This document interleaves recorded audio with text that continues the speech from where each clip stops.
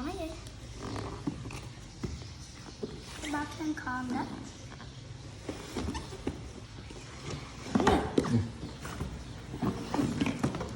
What? Đi muối vô sẽ lên trình. Này cũng tí vô thơm đi trình. Ê, ba cái này mới. Ý cái này.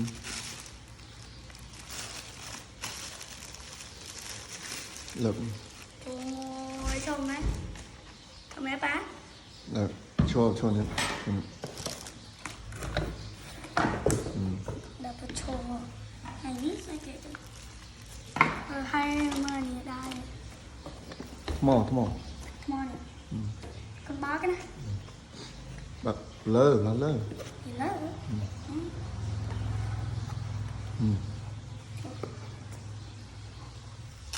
Quánh cái nhà nằm mà.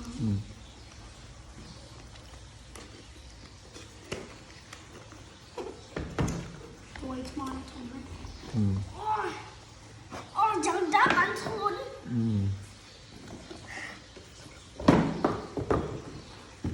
Không đi bỏ khỏi mình. Cho đi cho mình đôi cặp lên. Tiệt. Hai ba cái này ạ. Anh ấy sân, bà ấy sân. Ba cái này. Ba cái này nào đấy. Dùng nếu mà ba phải bạn.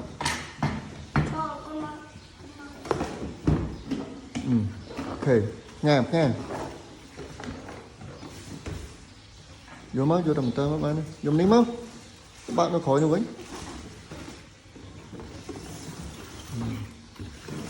Đó tiệt. Vô ní trên. Được không trên. Chọn thông minh. Vô tôi đi.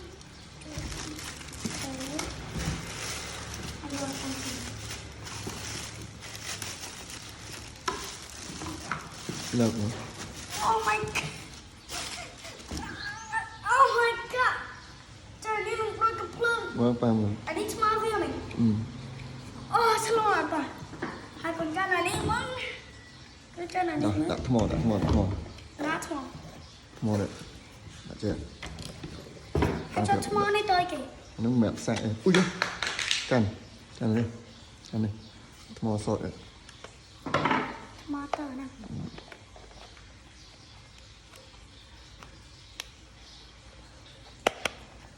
Ok.